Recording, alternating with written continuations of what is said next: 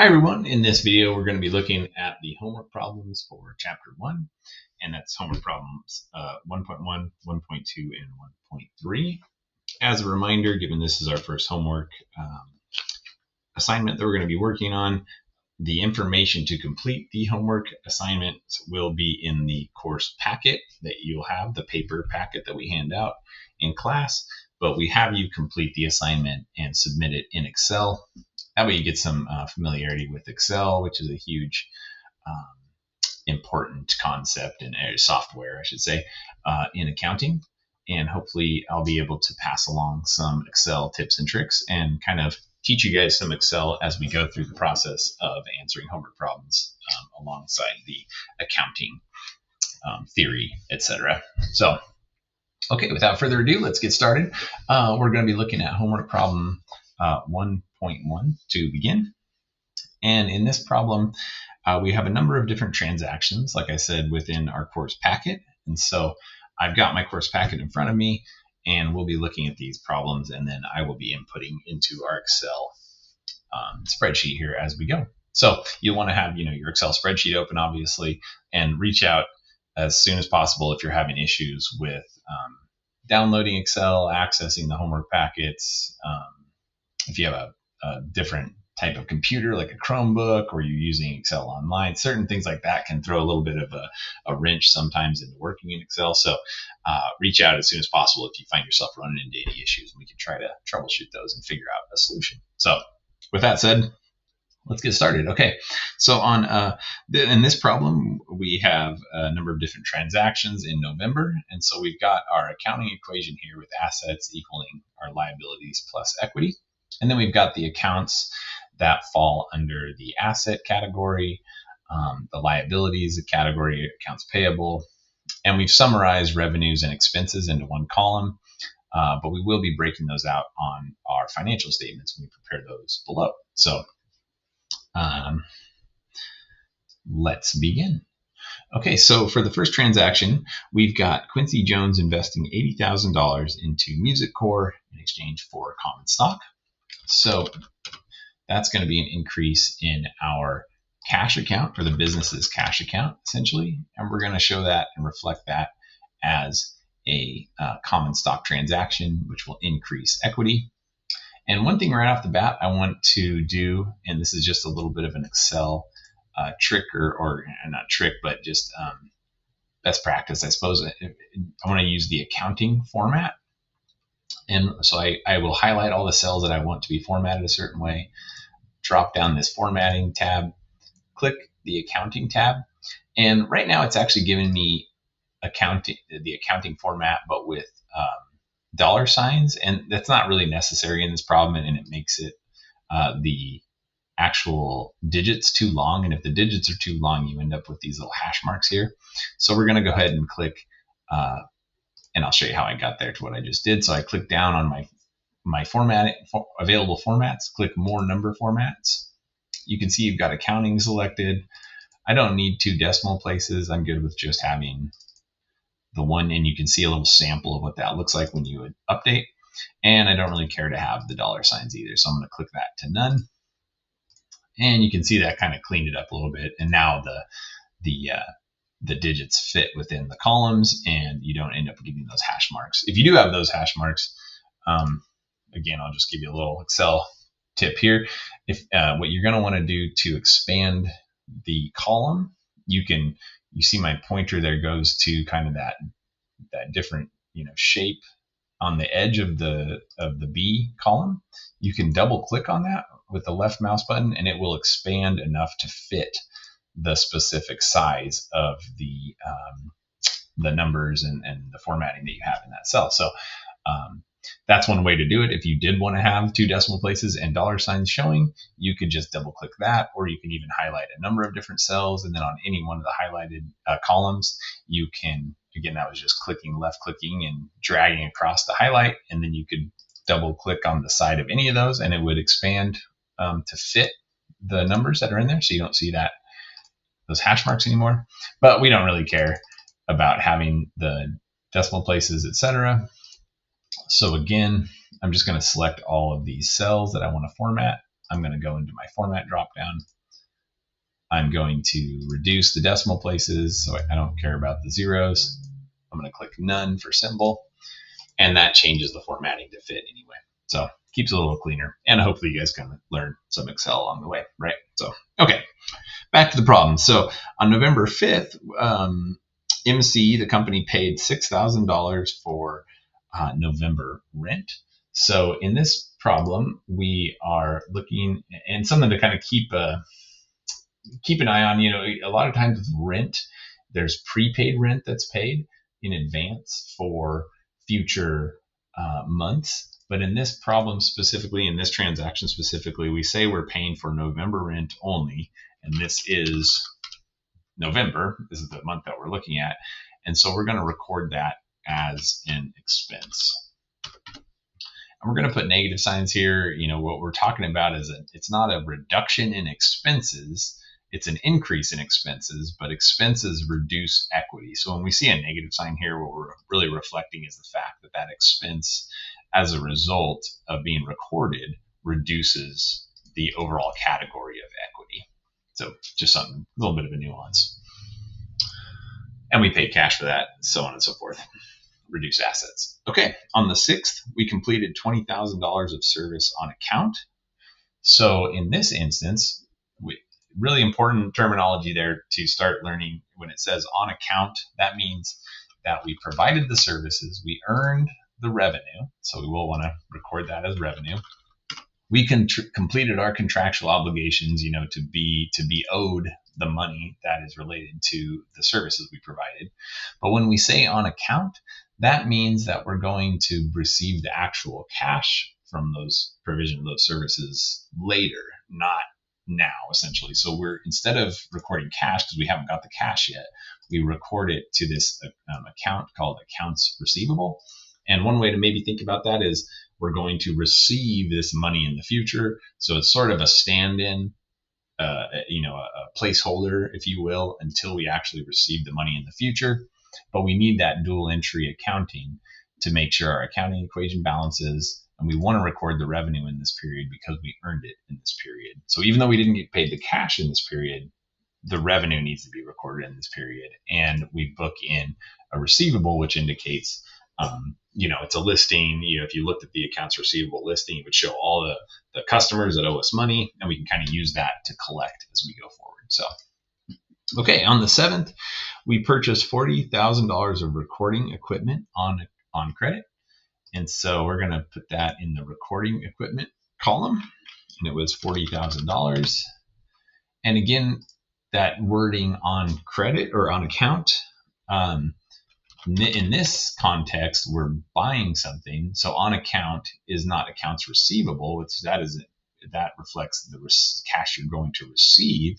But instead, we're going to book a liability called accounts payable, and that indicates a payment is going to be made in the future. So for an asset, when we provide services and are going to be paid in the future, we have a receivable.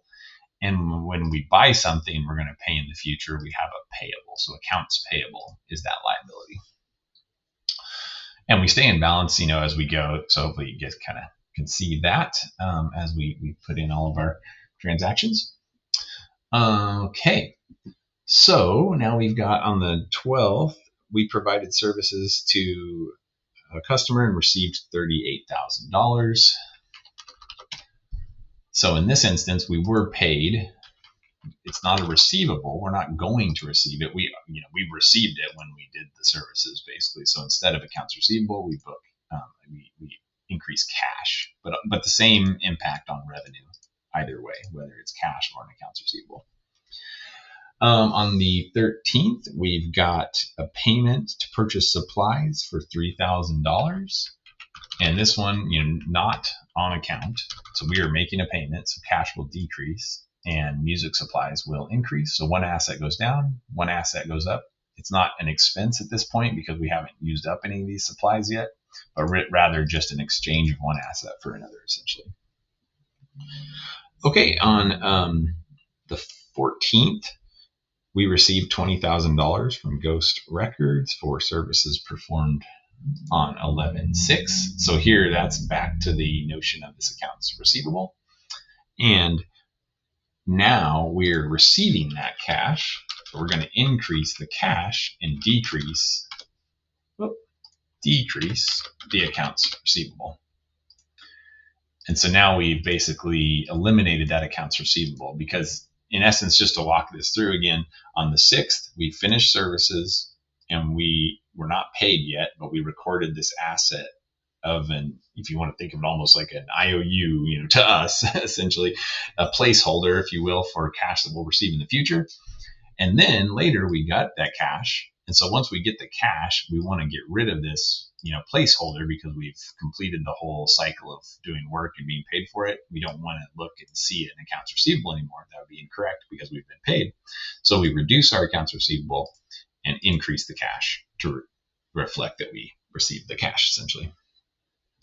Okay, on the 15th, we paid $9,000 in wages to backup artists. Okay, so that was a cash payment.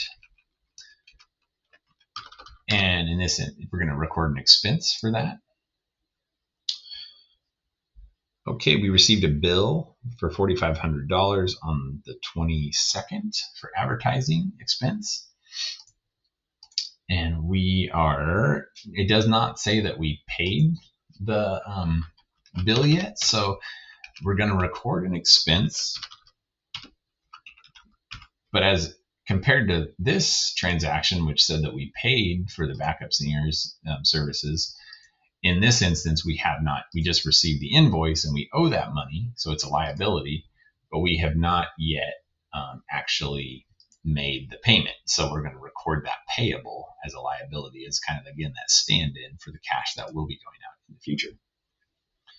On the 23rd, we paid $40,000 for the recording equipment purchased on 11/7. So now we're looking back at a different payable transaction, but that's this one here. And we're going to see what I just mentioned. We make the payment on the 23rd. And so if you were to, combine these two transactions together, accounts payable related to this purchase goes to 0, which is accurate because it was just a stand-in until the cash was paid. And now on the 23rd, the cash has been paid.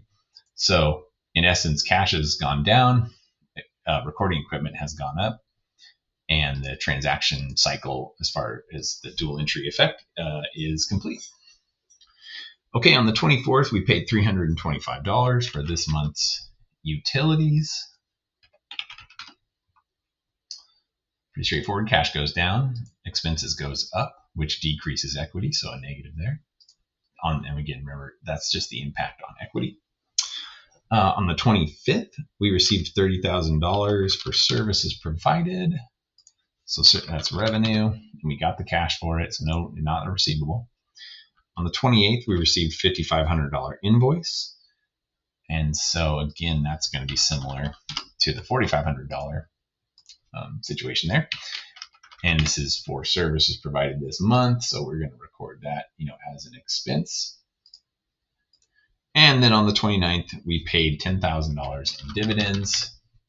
So we're subtracting $10,000, and we're going to reduce equity by the same amount.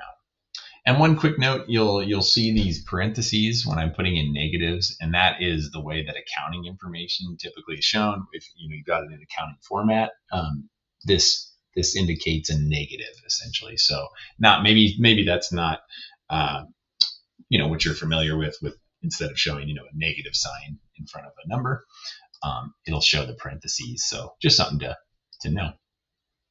Okay, so we've got all these transactions recorded. The next step we want to do is to summarize all of the inputs that we made into totals here at the bottom. And so I'm going to show you the formula to do a summation like that. So to do a formula in Excel, let me just walk you through a couple little things here. There's a formula bar, so that will show our formula. And you can actually put your formula in here, or you can double click into the cell and do it that way. But let's use our formula bar so that the cell is highlighted. So in B20, we're going to put a formula in.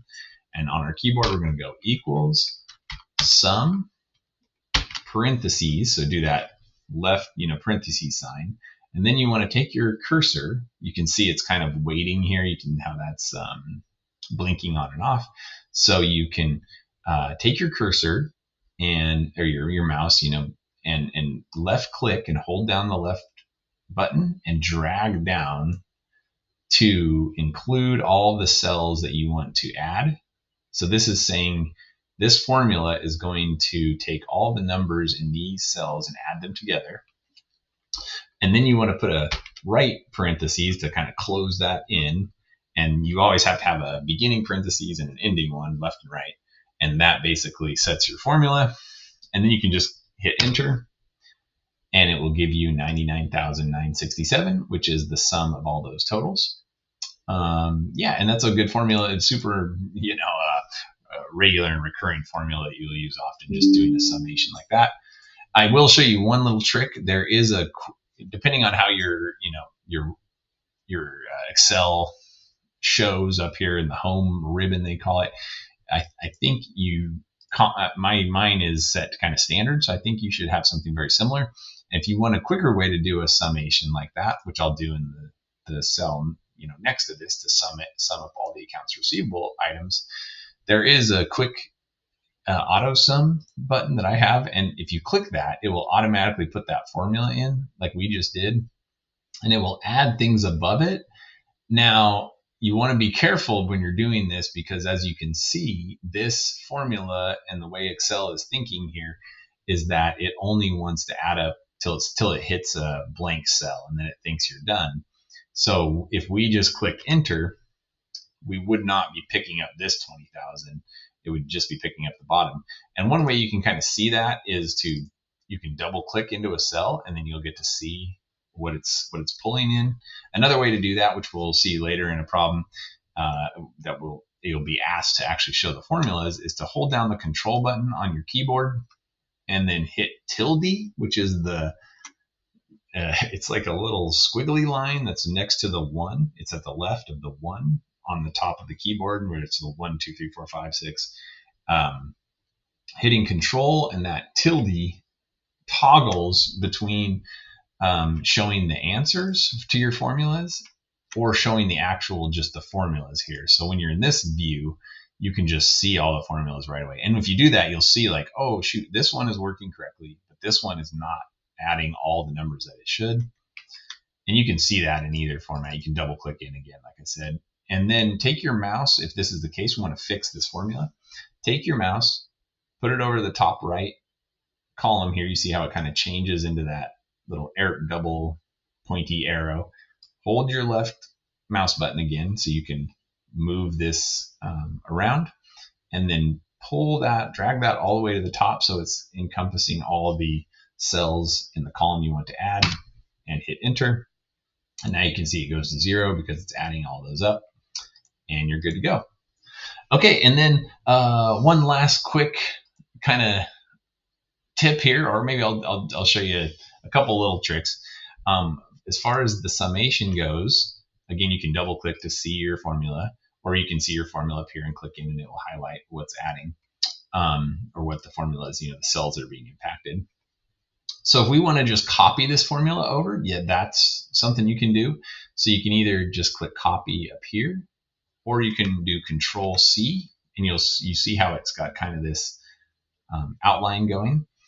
Then you can, if we want to just copy this same formula over, because really we just want to do the same thing in each column just to add all the cells above it, we can, again, Control C, and then you see that it's copied, and then Control V, or paste. You can also use the buttons up here. Paste the same formula into that column. So now you're going to add it up, that way. So that's a quicker way of having to redo the formula every time. And then one other quick way to do these formulas, again, there's a multitude of ways to do things in Excel. That's the easiest way, honestly, and we could have done it from here when we got the first summation to work correctly. The way that you can do this, we can actually drag this formula across. And how to do that is we want to put our cursor over the bottom right of the cell, and you see how that kind of changes to a black cross. And so you want it to be there to show that way, and then hold down the left button again so you can drag your formula, and you drag your formula all the way across so that it goes into all the cells that you intend for it, right? And then you'll have that same formula in each cell at the bottom as a total. So multiple different ways to accomplish that solution.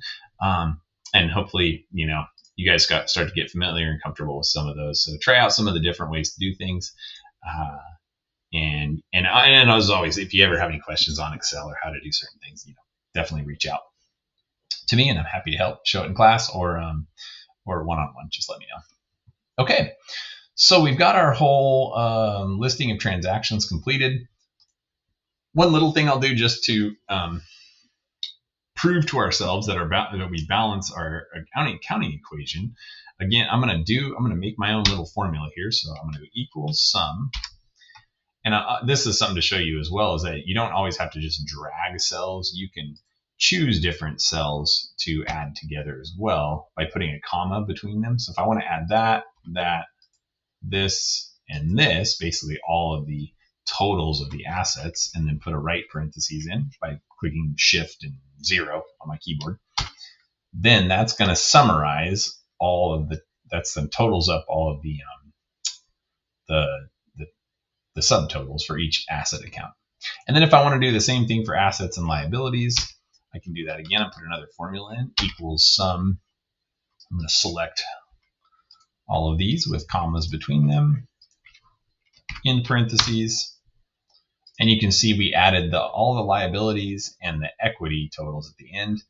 And we see that assets equals liabilities plus equity. So we are in balance. So we did our double entry accounting correctly, basically, is what that indicates. So, okay, with that said, we're going to come down and complete our income statements here. Our financial statements, but we're going to start with the income statement. And one little thing, actually, to go back and ensure that we kind of know what we're putting this in, there's multiple different types of expenses that we incurred here. So this one, I'm just going to put a little comment next to the expense column. This was for rent. The $9,000 was for wages. The $4,500 was for an advertising bill. So I'll put advertising. The $325 was for utilities.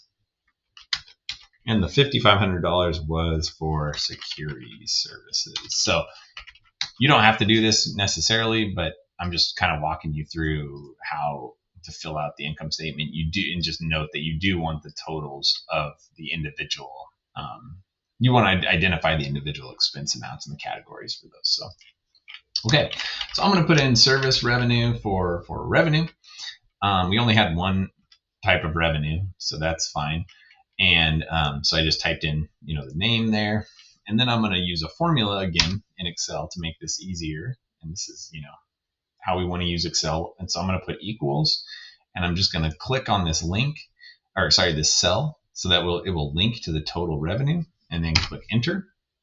And if we double click back in that, you can see it just equals I-20. There's not really any calculations going on. We're just pulling that number over here to this cell. And just to show you too, the power of linking is that if we were to add extra transactions in this spreadsheet, it would automatically update to whatever is the total. So it makes it so you don't have to manually change this number if there's changes, above. So that's really nice. Okay, and then when it comes to the expenses, here's where we're going to want to put in the individual the expense types. So we had rent expense, wage expense, advertising expense, utilities expense, and security expense.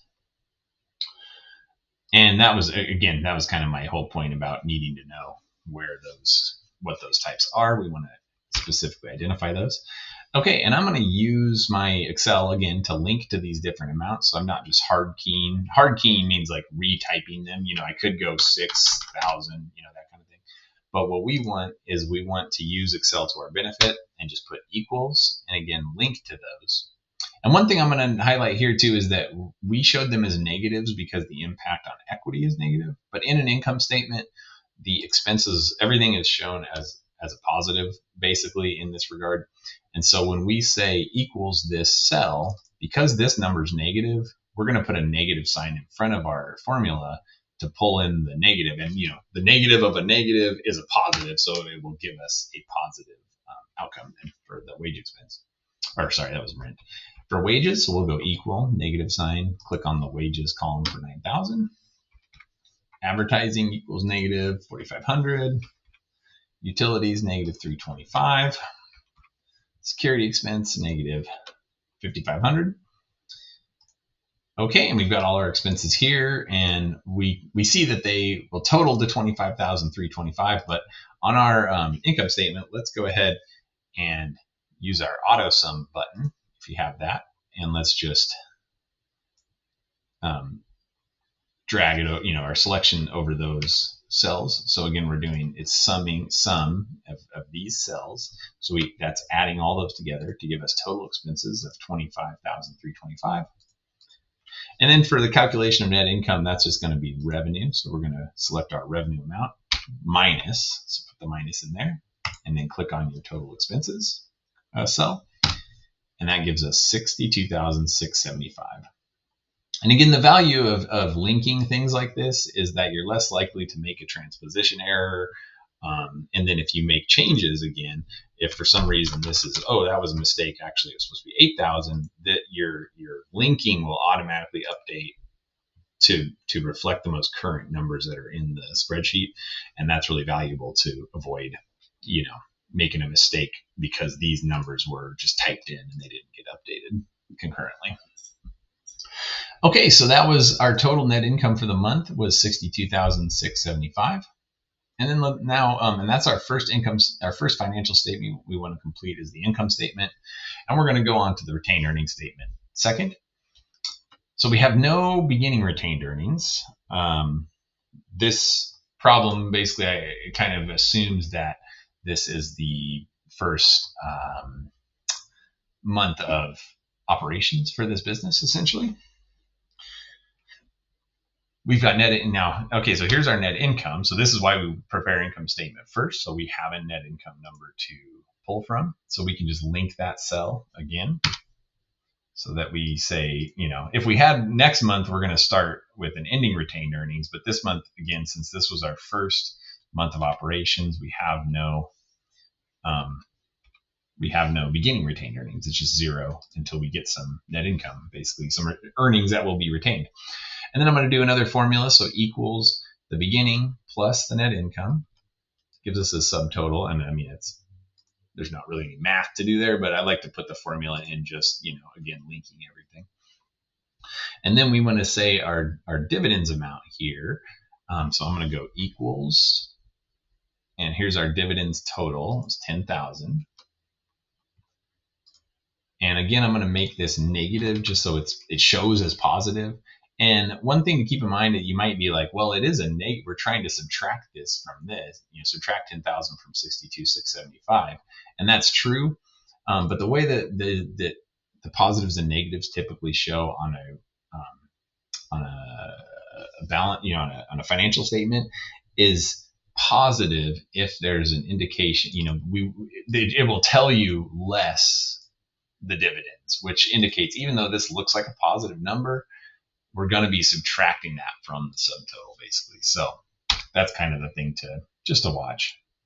Okay, so we're going to take our subtotal minus the dividends equals 52,675. And that's our ending retained earnings. And then this is the number 2 statement we need to prepare. That's important, right? Number 1 was we linked down to net income. Now we have ending retained earnings, which then I'll do quickly to link again goes to our equity statement there. So now we know what our ending retained earnings is, and we're just going to want to go through then at this point and populate the rest of our balance sheet, which our balance sheet would just show our assets, liabilities, and equity. Okay, so again, let's do some linking in our Excel's, a spreadsheet here. It makes it a little easier than, retyping out even if it's not a number specifically, because what we want here are the specific asset descriptions for the categories. So we can just put an equal sign again, and then go up and click on the cell that has the name there. So we have cash,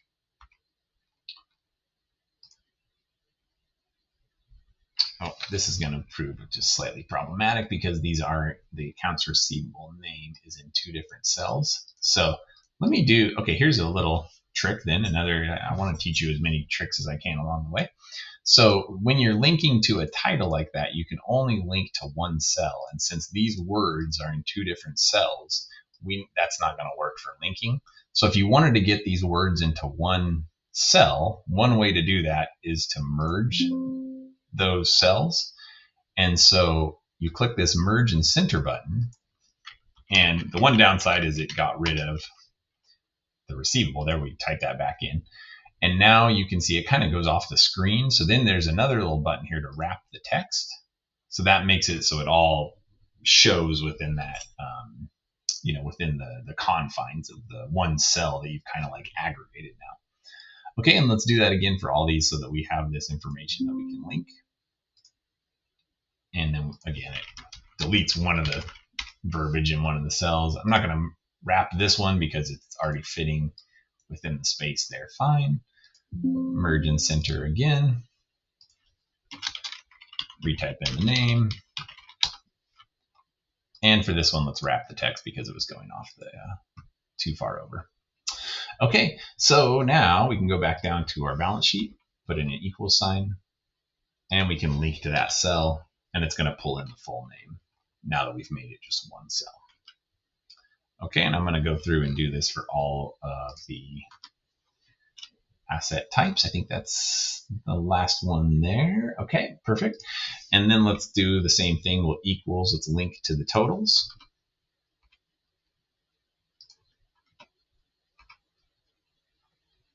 Make sure I'm linking correctly here.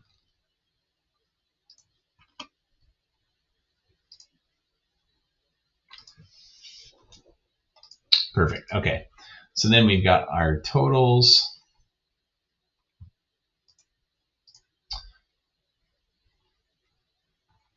And one little thing that's kind of funny, my formatting is a little bit off on this one.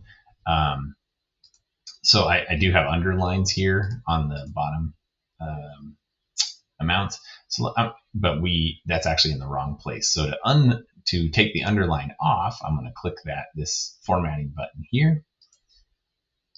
And then we are going to add all of these account categories together. So I'm going to just type in the formula on this one. So I'm going to equals sum, and then I'm going to drag my selection over the columns I want to add, do my right parentheses, and I get 142,675. So that's great. That's our total assets. And let's look at our total liabilities now. So we'll link to, we have the same problem there with two different cells. So let's merge these.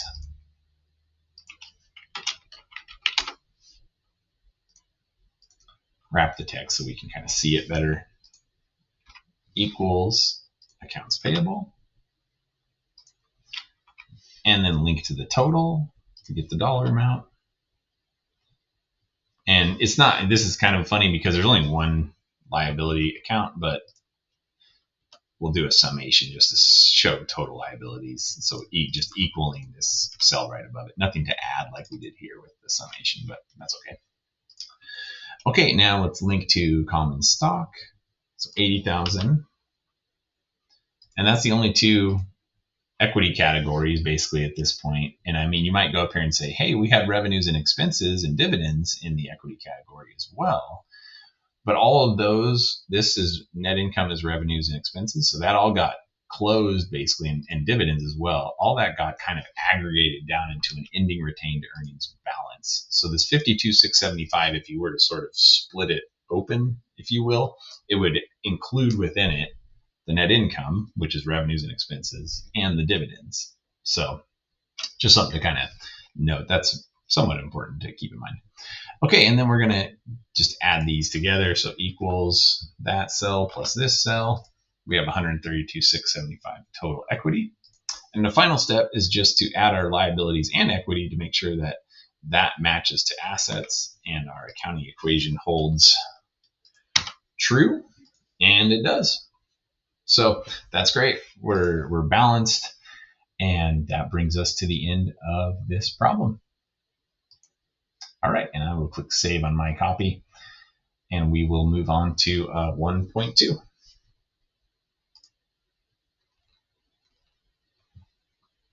Okay, I'm going to go a little bit faster on this one, in terms of some of the Excel formulas and things of that nature, because we've already sort of talked about that. So if you see me do anything that you're kind of confused about in terms of equal signs or summations, etc., rewind the video a little bit to see what I did. And if I do any new formulas or anything, I'll try to stop and explain those for you. First thing I'm going to do is, actually, I'll do it this way too. Here's a little trick. I want these to all be in one cell like we did here. So I'm actually going to copy this cell, and since it's the same account name, I'm just going to go Control V or paste, and it pastes in with that formatting that we had. Now, unfortunately, we don't have the same account titles here, office equipment and office supplies. It was music supplies and recording equipment. But I am going to use this. I'm just going to copy this. This is how I would do this, just to, a little faster. We want this to say office supplies. I'm pasting this in. It says music supplies from the other problem. And then I'm just going to type over to change the office supplies to, or music supplies to office supplies. And we want office equipment. We've got recording equipment from the first problem, but we paste that in, and then I just update the title to reflect. But now we've got all that in one cell, just like we were hoping for. Accounts payable, we can copy and paste there to make that easier. And that should be good. And then when we go to do our financial statements, again, we can link a little bit easier through those. So, okay, homework problem 1.2. Let's go through the transactions. So on March 1st, the owner contributed $20,000 and office equipment worth $5,000 to start the business. And so this is the first month of operations, again, keep in mind. So we got $20,000 cash. And the owner also contributed $5,000 of office equipment. And that was for $25,000 of common stock there. So it doesn't always have to just be cash as far as contribution investments into the business go. It can be other things, and we basically just assign the value of those things in. And so that is the problem there. Increase in assets, cash, and office equipment, and then increase in equity for that owner's ownership. Okay, our company paid $1,100 for March rent. So this is just, again, for this month's rent. I'll do another little tip here. We can just do equals. If you type in one cell the total and you're going to manually type in the same amount, you can actually just link between those. So that's one way to do it. A little bit faster. March 5th, we provided $5,500 of services on account. So not cash received, but $5,500 of accounts receivable, and it's revenue alternatively. So I'm going to go equal that accounts receivable, and that's both positive. So that's that there. We purchased $270 of office supplies on account. So office supplies goes up. And since we purchased it on account,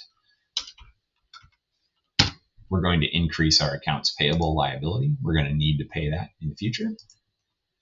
March 10th, we received $5,500 related to the services on this one on March 5th. So now we got the cash, and we can get rid of our accounts receivable there because we've now received the cash. Okay, on March, let's see where we're at. March 11th, we received a $105 invoice for cell phone service. So that's going to be an accounts payable, and it's an expense. So in this instance, we can't directly link without anything else, but we can put equals negative because it's going to be the same amount there. So just less typing in and more linking is quicker and prevents errors generally from happening. Usually, sometimes it leads to problematic stuff, but usually the best route. Okay, so then we paid $2,500 to purchase office equipment. So minus $2,500. And then again, I'll do an equals negative. It's on the same part, same side of the equation. So cash goes down, cash asset down, office equipment asset up. Then we've got March 13th, we provided services and received $15,000. So we were actually paid, not an accounts receivable situation. We were paid at the time of service, so that was $15,000. March 15th, we paid $1,800 to our secretary, and that will be an expense. One thing you'll see me do sometimes too, the plus sign operates basically the same as the equals sign here in Excel, but the plus is next to the 10 key. A 10 key is like with the number. It's I'll have to show you in class if you want to see a diagram, but it's the little kind of the computer typing number pad that you can use to quickly input numbers. It's on the keyboard. On mine, it's got it. Sometimes it doesn't have it on keyboards, but it's kind of an accounting tool, if you will, to be able to put numbers in quickly. And there's no equal sign usually specifically, but there's a plus sign, and plus sign operates like the equal sign more or less. So anyway, you'll see that sometimes.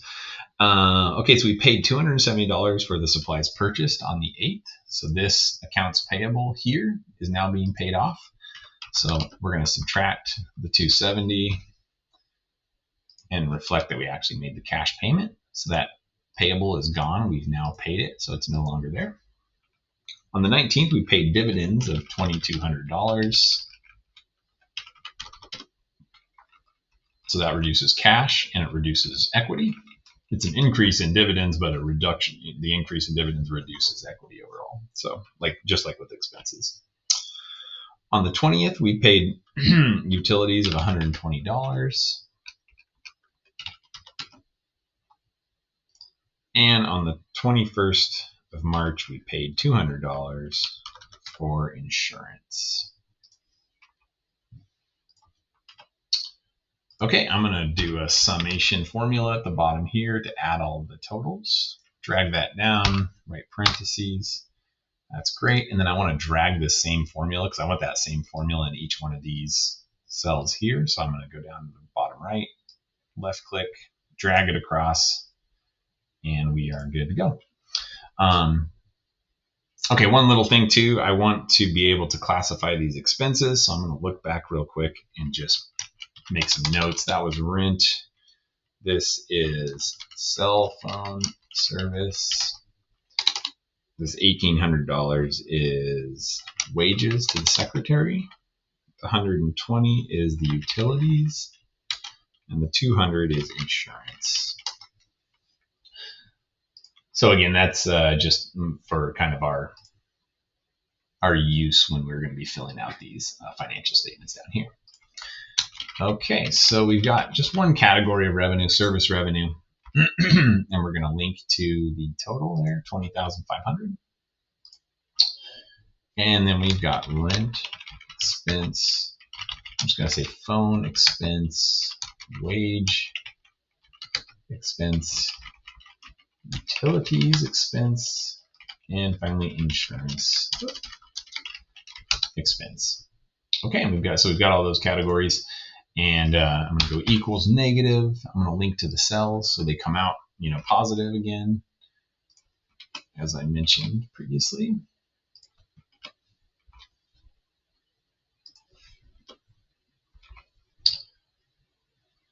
Okay, I think I've got all those in correctly there. And then we'll do a summation. So equals the sum. We're going to put a parentheses in, highlight all the cells, right parentheses, and our total expenses are $33.25,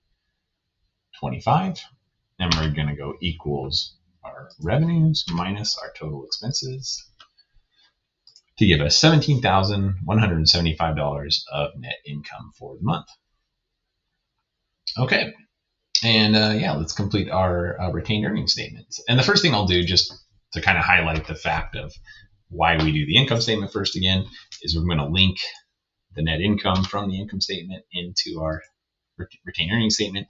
Again, this was the first month of operations, so no beginning balance. In the next month, the ending balance that we're going to calculate out will become the beginning balance of the following month.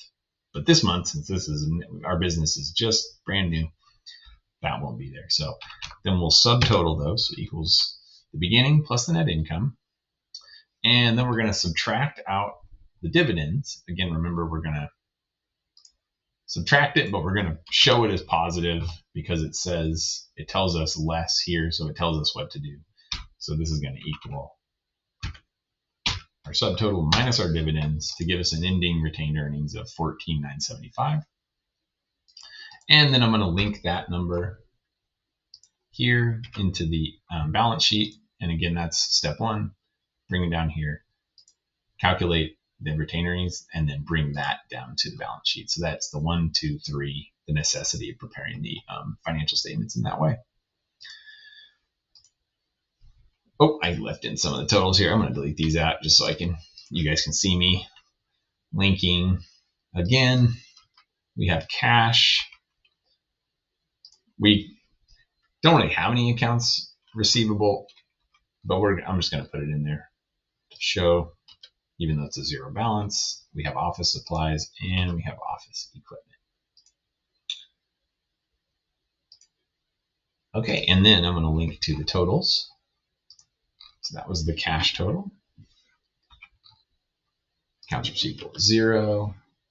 Office supplies is 270. And office equipment is 7,500. So total assets, we're going to put that in. So let's do a summation again. So we'll do equals the sum of all these assets, $40,080. We've got our accounts payable liability, the only one liability that we have. We still have a subtotal, even though it's kind of a little goofy just because there's only one, but let's just put that in. Okay, common stock, we've got 25,000 from that first transaction of investment that happened. And then the total, we already pulled down on retained earnings. So our common stock plus retained earnings gives us our total equity of $39,975. And then we're going to just add our equity and liabilities together to give us $40,080, which would match up with our assets. So total assets equals liabilities plus equity. And we are looking pretty good. Okay, perfect. So that's everything you need to know for problem 1.2. And let's take a quick look at problem 1.3 and solve this together as well. Okay, so we've got some financial information here, kind of different, excerpted amounts, just little pieces. And there's some stuff we're going to have to do to figure that out. And we've got Walmart and Target. These are just kind of fictitious, year ending. And so one thing to note here, we have year ending on January 2023 and year ending January 2024. This is a fiscal year end. One thing to note, if you have a calendar year end business, it's the 12 months ending on December 31st. But a lot of retailers will end after that date in order to capture the effect of all of the holiday sales and all that kind of stuff. So in our example here, we're saying that these businesses have a year end, 12 months ending January 31st. This is the preceding year. This is the current year kind of thing. And that will come into play when we calculate average assets here. So first thing we want to do is to figure out total assets because it's a bit of a little tricky problem here in that regard. We know liabilities and we know equity, but we don't know assets, but we can figure it out from those two things by going and adding our liabilities and our equity.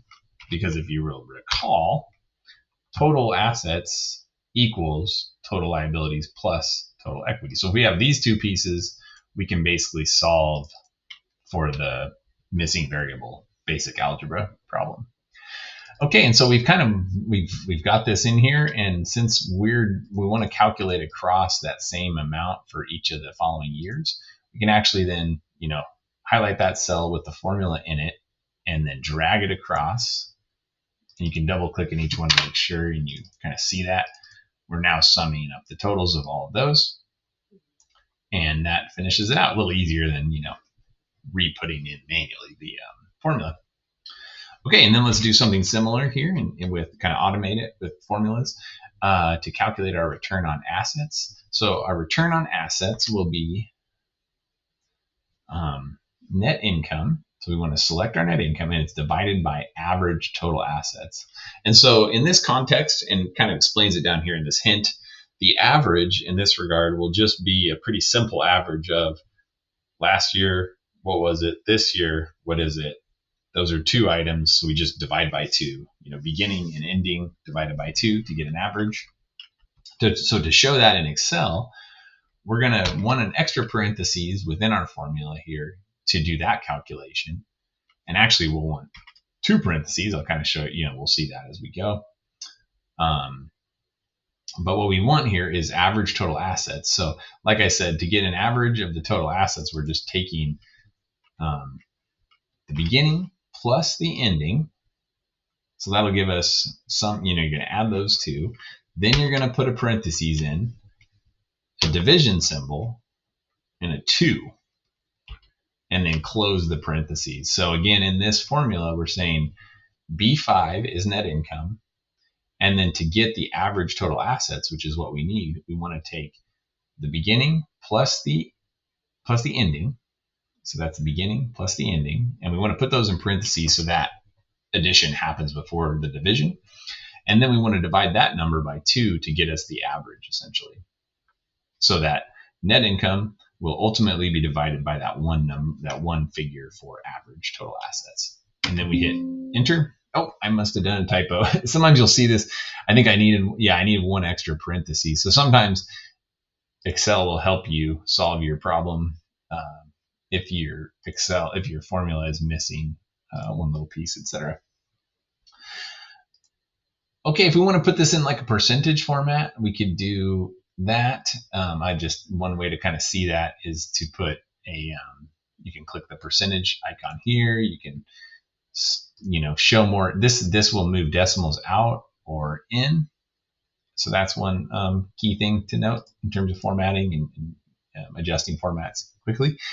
And we want to do that. So we kind of went through all the work of creating this formula, and we generally basically want to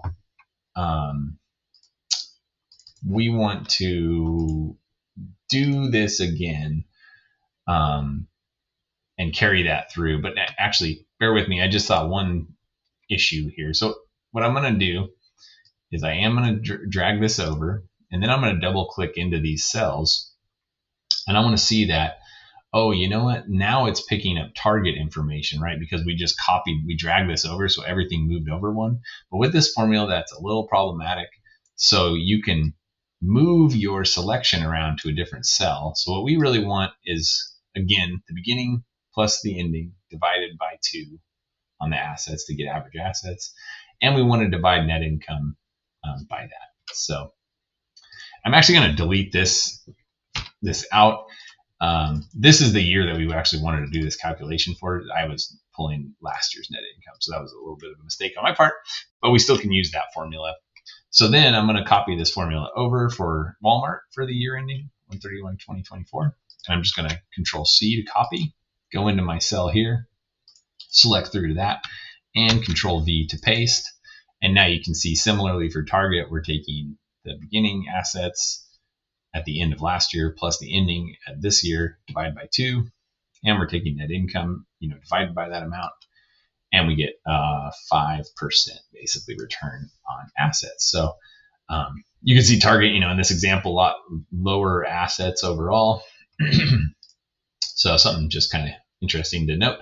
And then real quick, this is just a little bit of an exercise to practice your understanding of the income statement and how the net income is calculated. And remember that net income is revenues minus expenses.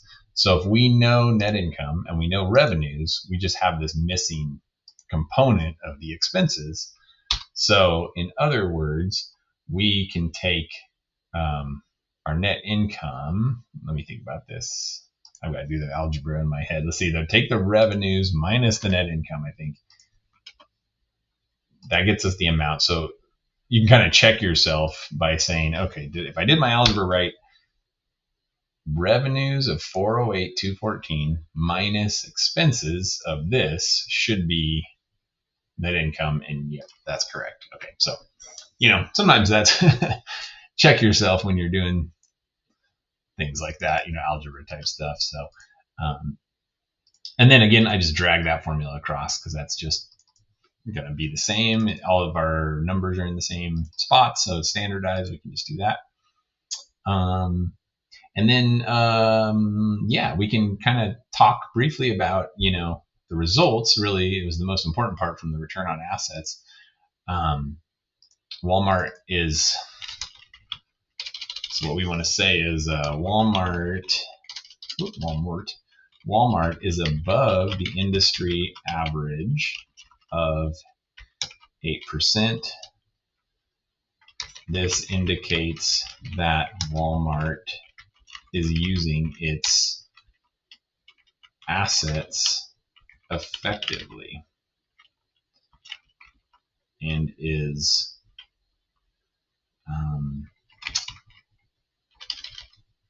more likely to produce favorable financial results going forward. So, I mean, you can put your own spin on it if you want. But that, I think really we're not trying to get into any super in-depth analysis of the specifics of these companies in this problem. But we do want to, my goal here is to, with this problem, and just helping you kind of understand what we're talking about here. We're comparing the return on the assets. How are the assets that the company has producing net income, or more or less? And really, you want to, they call it benchmarking, looking at averages, industry averages. And so if you're at the average or a little bit above, you're a little bit better than average, and that's good. You want to be within, I mean, there could be reasons why you're below. Maybe that's, there's a reason for it. So I'm going to copy my answer here and just paste this in, and then go in and just change some of the words and say, Target is below the industry average of 8%. This indicates that Target is using its assets less effectively than the average company in its industry, and could indicate problems in the future in regard to future financial results. So again, these kind of analyses really, are something that we can dig way deeper on, because what you might want to look at, you might go into these companies' financial statements and their published materials, their financial materials, investor materials, etc., and maybe they speak to why they're below the industry average. Maybe Target is ramping up to do some new endeavor or something like that. So it's not just instantly when you see a return on assets or any other financial metric that might be below the benchmark, below the industry average. It doesn't immediately indicate that the business is bad or that something's going wrong, but it is an indicator that you should take a closer look and understand why that's the case. And yeah, so I think that kind of wraps it up. The final step here, what we want to do, we talked about this. So tilde, here's the tilde sign, and you hold control and do tilde, and then you can kind of see all the formulas there, and go ahead and do that. And I can toggle between them when I look at it, when I look at your guys' work. But toggle it to show the formulas. That's kind of the last step there. Save it down with the formulas showing, and upload it to Canvas. So thanks, everybody. I'm glad that I was able to make this video for you all. Hopefully you found it useful, and let me know if you have any other questions. All right, take care, everybody. Bye.